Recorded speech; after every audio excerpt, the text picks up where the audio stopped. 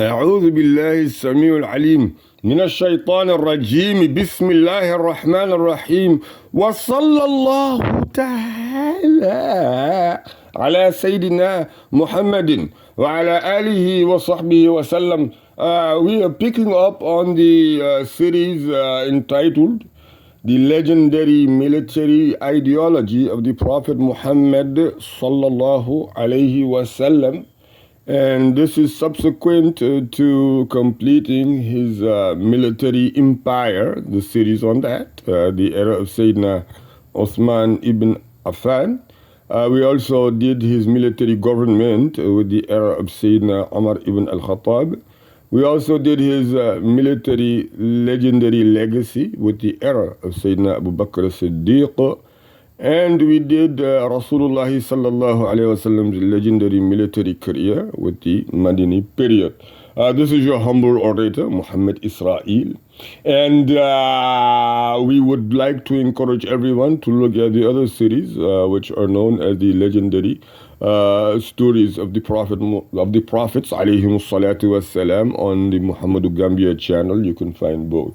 Now we're going to say from page number 558, right around the top paragraph, well, second to top paragraph there, when Qais ibn Sa'd, this is in reference to the early stages of the battle between Mu'awia ibn Abi Sufyan and the commander of the believers, Sayyidina Ali ibn Abi Talib radiyallahu anhu. When Qais ibn Sa'd reached Al-Fustat, he ascended the minbar and addressed the people of Egypt. He read to them the letter from Ali ibn Abi Talib, the commander of the believers radiyallahu anhu, and asked them to swear allegiance to Ali. At that point, the people of Egypt divided into two groups. One group swore allegiance to Ali and to Qais, and the other group stayed away from the issue.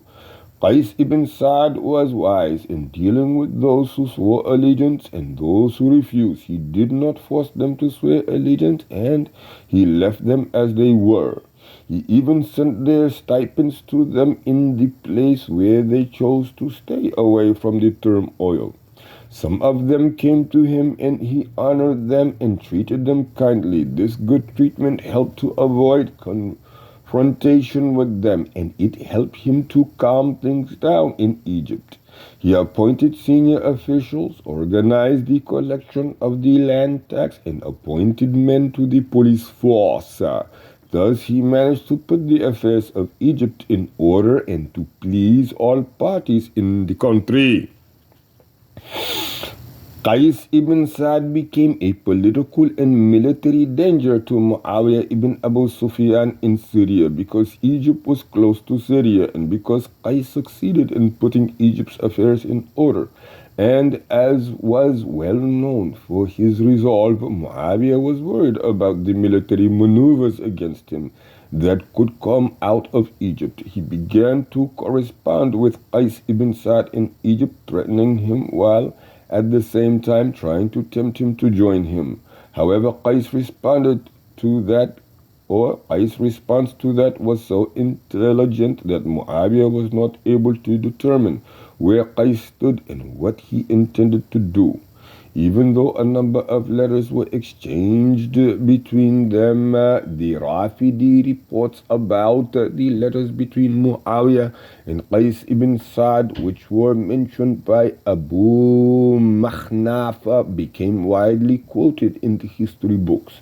But they are false and are not sound. The only one who narrated them was this worthless Rafidi, who was regarded as weak by the scholars who determined who was praiseworthy and who was unreliable. The text of these reports also contain odd things, among the most prominent of which are the following.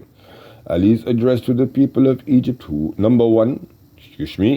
Ali's address to the people of Egypt who were with Qais ibn Sa'd, in which they allegedly said, "Then came after them Abu Bakr and Umar, a ruler whose conduct was not appropriate. So the men of the Ummah started showing resentment. Then They got angry with him and changed him. In other words, those who rebelled against Uthman were the men of Uthman, and the Ummah had changed this evil by killing Uthman. The truth is that Ali ibn Abi Talib radiallahu anhu is innocent of these words.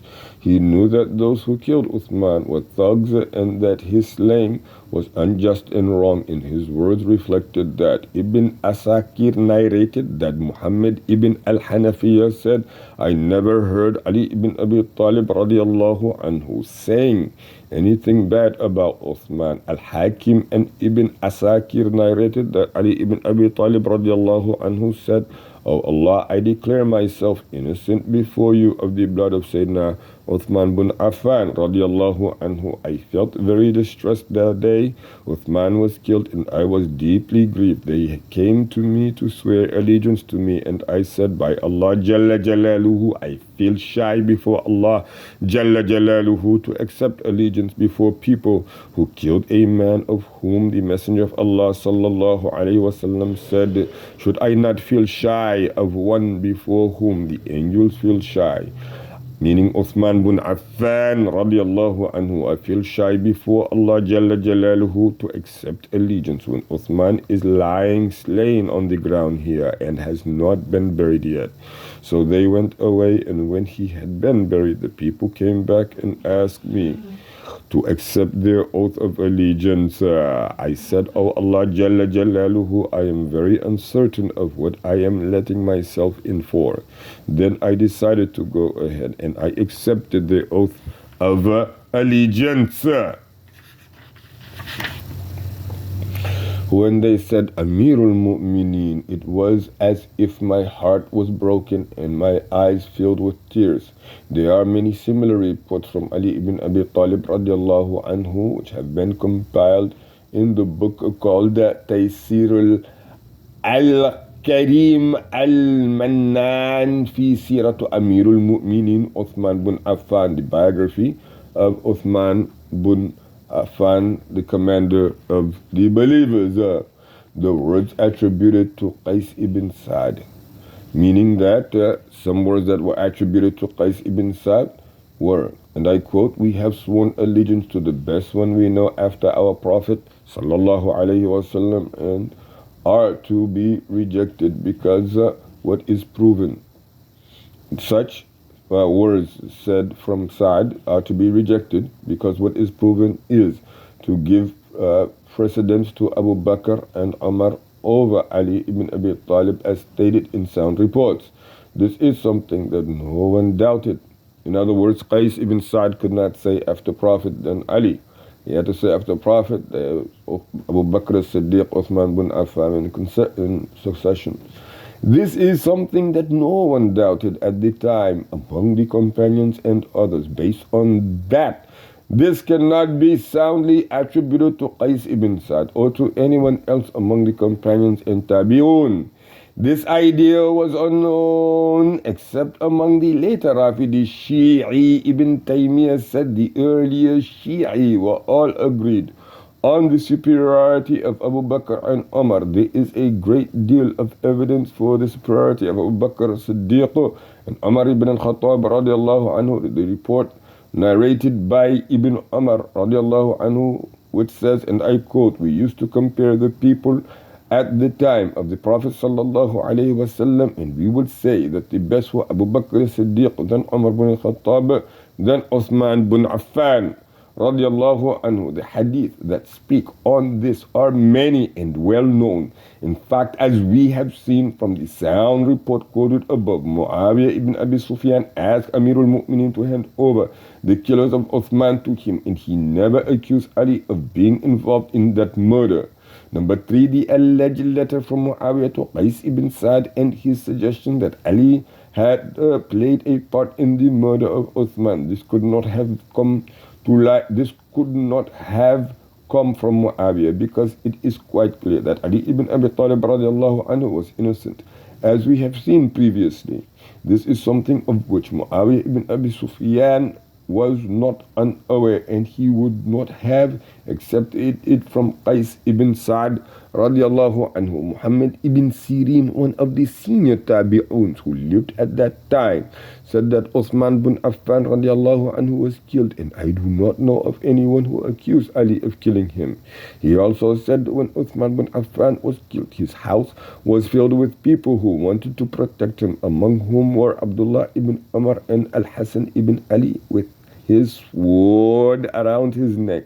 But Uthman insisted that they should not fight. Ibn Abi Shayba narrated with a chain of narration whose men are sound, or the chain of narration which comes from a sound narration from sound and reputable men, from Muhammad ibn al-Hanafiya, that Ali ibn Abi Talib radiallahu anhu said, may Allah Jalla Jalaluhu curse the killers of Uthman on the plains and in the mountains, on land and on sea. There are many texts that speak of this matter, which confirms that Ali's hatred of the killers of Uthman was well known. Number 4, with regard to what was narrated about Mu'awiyah ibn Abi Sufyan radiallahu anhu accusing the Ansar of shedding Uthman's blood, this cannot be a valid report from Mu'awiyah ibn Abi Sufyan, because he knew that those who defended Uthman bin Affan were all Ansar. Ibn Sa'd narrated with a second chain of narration that Zayd ibn Thabit radiallahu anhu came to Uthman bin Affan radiallahu anhu when he was under siege and said, the Ansar are at the door and are saying that if you wish, we will be supporters of Allah Jalla Jalaluhu. For a second time, Uthman said, as for fighting, no fighting. Number 5, what was mentioned about Muawiyah fabricating a letter in the name of Qais ibn Sa'd. This is a lie. It could not possibly have come from Muawiyah, because the Arabs used to regard lying as one of the worst of attributes, something that noble men would refrain from doing, which is very true. We see this in a story of Abu Sufyan when he was still a polytheist. Bukhari narrated that when Heracles asked him about the Messenger of Allah sallallahu alaihi wasallam, Abu Sufyan said, by Allah, were it not that I would feel too embarrassed that they should narrate that I told a lie, I would have lied. This is how lying was regarded by the Arabs among the Muslimin. It was seen as even worse, though one can argue that this was deceit, and war is deceit. Deceit does not mean lying, as is well known. Muawiyah was too smart to do that. Number 6, the narration of these many letters among Qais, Muawiyah and Ali in this particular sequence and with such precision makes the reader doubt, because it is not known who knew about the contents of these letters and who transmitted them. Dr. Yahya said, the fact that Qais ibn Sa'd ibn Ubaydah was appointed as governor of Egypt by Amir al-Mu'minin Ali ibn Abi Talib is something upon which there is consensus. No biography of Qais failed to mention these details. In other words, what Abu Makhnaf mentioned in this report was not even mentioned by the respectable historians of Egypt. Although the report of Abu Makhnaf was narrated from At-Tabari in summarized form by Ibn al-Athir,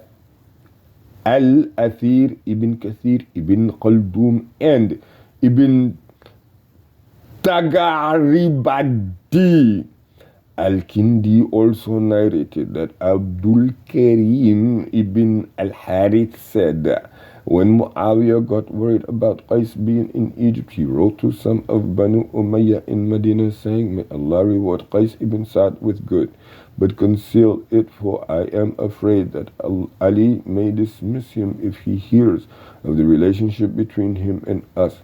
When Ali heard about that letter, the leaders of Iraq and Medina who were with him said, Qais has changed. Ali said, woe to you. He has not changed. Leave me alone. They said, you should dismiss him because he has changed. And they kept on at him until he wrote to Qais saying, I want to be near you, so appoint someone to be in charge in your absence and come. This report was regarded as more correct by Dr. Yahya in his valued book Marwiya Abi Makhnaf fi Tarikh at-Tabari, in which he said, number one, it is a report from a trustworthy Egyptian who knew his country better than anyone else. Number two, it was narrated by an Egyptian historian. Number three, it is free of any word content. And number four, its text is in harmony with the conduct and behavior of these men. Number five, it explains Ali's hesitation to dismiss Qais until the people put pressure on him. So he kept him with him. Thus leaders do not waste brilliant leadership at times of turmoil. Appointment of Muhammad ibn Abi Bakr as governor of Egypt. As we have seen, some people interfered to cause trouble between Ali and Qais ibn Sa'd radiallahu anhu, hoping that he would remove him. In the end, some of Ali's consultants instead insisted that he dismiss Qais because they believed the rumors about him. Ali radiallahu anhu wrote to him and said, I want you to be near me, so appoint someone else in charge in your absence and come. This letter effectively dismissed Qais from his post as governor of Egypt, and Ali appointed Al-Ashtar al-Nakhai to replace him. According to most reports, Ali radiallahu anhu met with Al-Ashtar before he traveled to Egypt and told him about Egypt and its people. He said, Egypt has no one but you. Go, may Allah Jalla Jalaluhu have mercy on you, and if I do not give you instructions, it is because I trust your judgment. Seek the help of Allah Jalla Jalaluhu for whatever worries you, and mix strictness with gentleness. Be gentle when that is more effective, and be strict when strictness is the only way. Al-Ashtar went to Egypt accompanied by a group of his companions. When he reached the coast of the Red Sea, he died before he could enter Egypt, and it was said that he had been given a drink of poisoned honey that killed him. Some of the people who paid the land tax were accused of poisoning him at the instigation of Mu'awia ibn Abi Sufyan, but the accusations made against Mu'awiyah of killing Al-Ashtar al-Nakhai cannot be proven by any sounder reports. Ibn Kathir and Ibn Khaldun both thought it is very unlikely, and Dr. Yahya al-Yahya agreed with them. I am also inclined to favor with such view. Inshallah, we will stop this one here on page number 564. سبحانك اللهم وبحمدك وتبارك اسم ربك وتعالى جدك ولا إله غيرك ولا حول ولا قوة إلا بالله العلي العظيم. سبحان ربك رب العزة عما يصفون وسلام على المرسلين الحمد لله رب العالمين.